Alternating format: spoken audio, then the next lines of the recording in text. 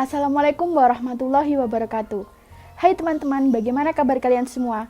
Kami, mahasiswa UMS, Prodi Pendidikan Guru Sekolah Dasar, kelas 4F dari kelompok 14. Di sini, kami akan menjelaskan mengenai materi pendidikan inklusif tentang identifikasi dan asesmen anak berkebutuhan khusus. Sebelumnya, perkenalkan nama saya Salsabila Anindya Putri, NIM 257, dan teman saya, Rizka Widya Anitasari, NIM 255. Materi yang akan kami bahas meliputi pengertian identifikasi dan asesmen ABK, tujuan identifikasi dan asesmen ABK, fungsi identifikasi dan asesmen ABK, hubungan identifikasi dengan asesmen ABK, dan yang terakhir yaitu pelaksanaan identifikasi dan asesmen ABK. berikut penjelasan yang akan kami sampaikan. Materi yang pertama yaitu pengertian identifikasi dan asesmen ABK. Pengertian identifikasi. Identifikasi merupakan proses mencari tahu, penjaringan, atau menemukan masalah atau gangguan pada anak dan deteksi dini pada anak berkebutuhan khusus. Proses identifikasi dilakukan sejak dini, terkait dengan hambatan, gangguan, keunggulan anak atau potensi, minat, dan tingkat kebutuhan yang diperlukan. Hal ini dilakukan agar segala gangguan dan keunggulan pada diri anak dapat ditangani dan diberikan layanan sebaik mungkin. Identifikasi dilakukan oleh seseorang yang dekat dengan anak tersebut, yang sering bertemu dan bertatap muka secara langsung, seperti guru, teman, orang lain, orang tua, dan pihak terkait lainnya. Yang selanjutnya yaitu pengertian asesmen. Asesmen adalah langkah untuk mengumpulkan data dan sejumlah informasi secara akurat atau berdasarkan fakta dalam bentuk apapun yang digunakan sebagai dasar dan acuan sebelum mengambil keputusan mengenai peserta didik terkait dengan proses pembelajaran, lingkungan sekolah, peraturan atau tata tertib sekolah, dan mengenai kurikulum yang berlaku. Asesmen merupakan proses untuk mengumpulkan informasi mengenai seorang anak yang akan dijadikan sebagai landasan dan pertimbangan sebelum mengambil keputusan yang berkaitan dengan kondisi anak tersebut. Proses asesmen adalah aktivitas khusus untuk mengetahui gambaran umum dari gangguan maupun masalah pada seseorang, kemudian mendiagnosa gangguan tersebut. Hal ini dilakukan secara profesional. Materi selanjutnya yaitu tujuan identifikasi dan asesmen ABK. Tujuan identifikasi ABK. Proses identifikasi bertujuan untuk mengumpulkan data atau informasi terkait apakah seorang anak memiliki gangguan atau masalah dalam hal sosial, fisik, mental, intelektual, sensori neurologis, dan emosional yang menghambat proses pertumbuhan dan perkembangannya sehingga tidak sesuai dengan anak seusianya atau anak normal pada umumnya. Di mana hasil dari identifikasi akan digunakan sebagai bahan dalam menyusun dan merancang program pembelajaran yang sesuai dengan kondisi dan kebutuhan dari anak tersebut. Proses identifikasi cenderung bersifat sederhana, serta tujuannya lebih mengutamakan pada menemukan secara umum apakah seorang anak dapat dikatakan sebagai anak berkebutuhan khusus atau tidak. Tujuan asesmen ABK. Tujuan diadakannya asesmen pada dasarnya yaitu untuk mencari data dan informasi yang relevan yang dijadikan pedoman dan acuan sebelum mengambil keputusan untuk tahap menyusun program pembelajaran yang sesuai dengan kemampuan anak berkebutuhan khusus. Tujuan adanya asesmen berhubungan dengan waktu pengadaannya. Proses asesmen dilakukan setelah proses identifikasi dan mengetahui bahwa anak tersebut yaitu anak berkebutuhan khusus setelah dilakukannya deteksi. Materi selanjutnya yaitu fungsi identifikasi dan asesmen ABK. Fungsi identifikasi ABK. Identifikasi ABK digunakan untuk 5 kebutuhan, antara lain penjaringan atau screening, pengalih tanganan atau referral, klasifikasi atau pengelompokan, merancang proses pembelajaran, dan yang terakhir yaitu memantau perkembangan dan kemajuan proses belajar. Penjaringan atau screening. Penjaringan dilakukan terhadap semua anak di kelas. Pada tahap ini, identifikasi berfungsi menandai anak-anak mana yang menunjukkan gejala-gejala tertentu. Kemudian menyimpulkan anak-anak mana yang mengalami kelainan atau penyimpangan tertentu, sehingga tergolong dengan anak yang berkebutuhan khusus. Yang kedua yaitu pengalih tanganan atau referral. Berdasarkan gejala-gejala yang ditemukan pada tahap penjaringan, selanjutnya anak-anak dapat dikelompokkan menjadi 2 kelompok. Pertama, ada anak yang tidak perlu dirujuk ke ahli lain atau tenaga profesional, dan dapat langsung ditangani sendiri oleh guru dalam bentuk layanan pembelajaran yang sesuai.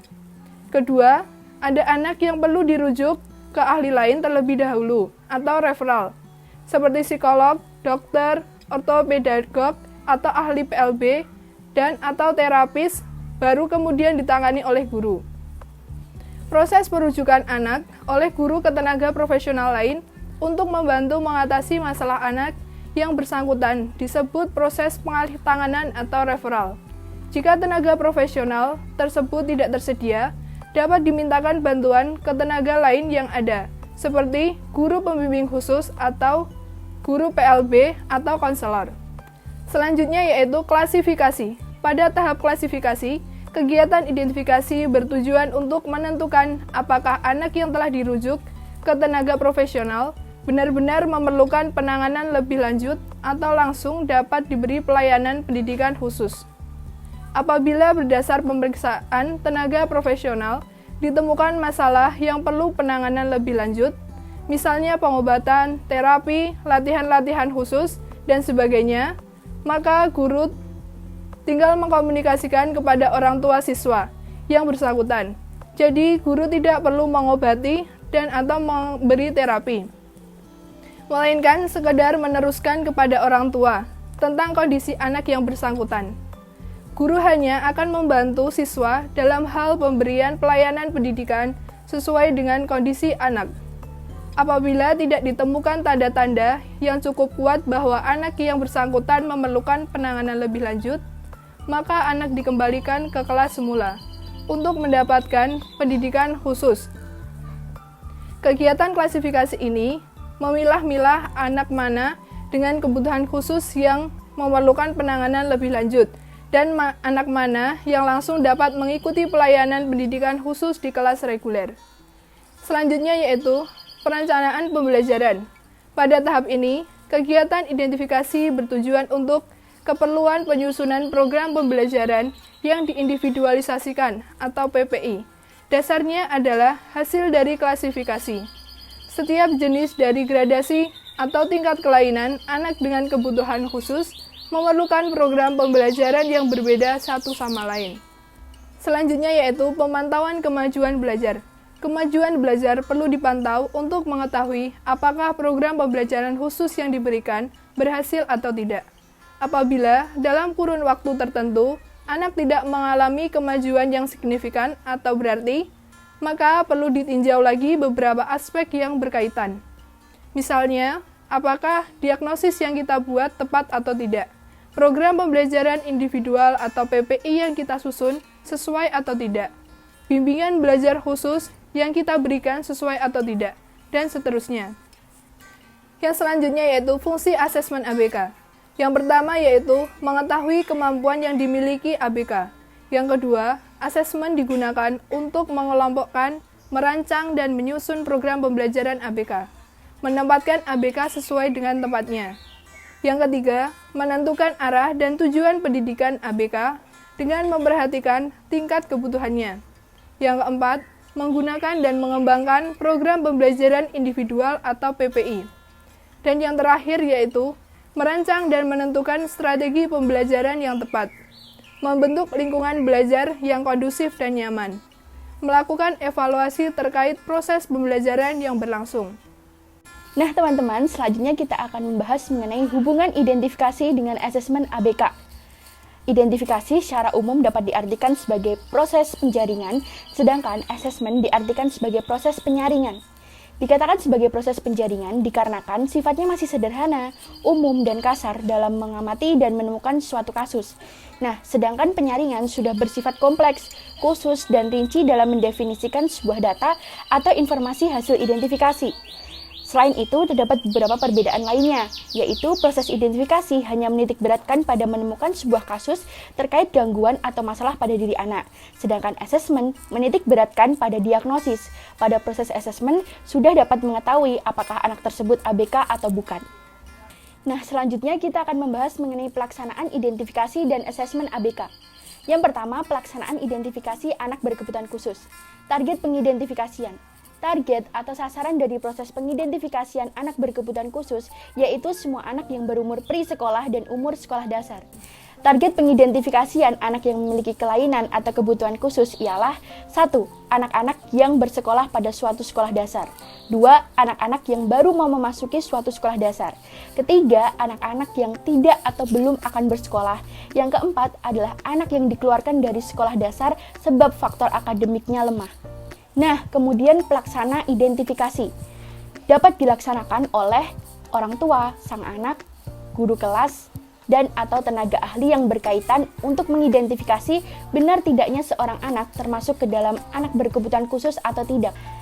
Nah, kemudian alat identifikasi meliputi informasi mengenai jejak riwayat suatu proses perkembangan anak, informasi mengenai data orang tua atau wali anak, dan informasi mengenai profil gangguan atau kelainan anak. Selanjutnya adalah pelaksanaan asesmen anak berkebutuhan khusus.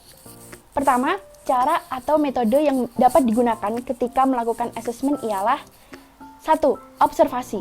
Observasi adalah suatu pengamatan yang dilaksanakan pada cara belajar anak, sikap atau perilaku yang nampak ketika anak sedang melakukan kegiatan belajar dan lain-lainnya. Kemudian evaluasi. Evaluasi ataupun tes hasil belajar dapat didapatkan melalui langkah memberinya tes di tiap bidang-bidang pengajaran. Selanjutnya adalah dengan wawancara. Dapat dilaksanakan dengan keluarga atau orang tua dan anak atau siswa. Nah, kemudian kita akan membahas teknik yang dapat dipergunakan dalam pengumpulan data. Pertama, checklist. Checklist adalah pemberian tanda di beberapa bagian yang sudah ditentukan di pedoman yang cocok dengan kemampuan yang dimiliki oleh siswa. Kemudian skala nilai. Skala nilai ialah suatu format penilaian yang menuju kepada prestasi atau kemampuan belajar anak. Selanjutnya kita akan membahas mengenai bentuk atau format dari pelaporan hasil asesmen dapat berwujud 1. Grafik, 2. Data kuantitatif, dan 3. Data kualitatif. Nah, kemudian syarat dalam penentuan metode atau cara asesmen meliputi 1. Kolaborasi. Kolaborasi dilaksanakan secara bersama-sama, terutamanya dengan pengasuh anak. 2. Autentik, yaitu perilakunya nyata di dalam setting yang nyata pula. Ketiga, equity. Dapat mengakomodasi kebutuhan khusus siswa. Yang keempat, konvergen. Sumber dari informasinya bermacam-macam atau beragam. Yang kelima, kongruen. Terdapat kesamaan tata cara yang diterapkan di dalam langkah pengembangan ataupun di tahap evaluasi. Yang terakhir, sensitivitas, yaitu mampu mencakup materi yang cukup bagi perencanaan sebuah keputusan. Nah, teman-teman, sekian materi yang dapat kami sampaikan. Bila ada kesalahan dan kekurangan, kami mohon maaf yang sebesar-besarnya. Semoga materi yang kami sampaikan dapat memberikan manfaat bagi kita semua. Wassalamualaikum warahmatullahi wabarakatuh.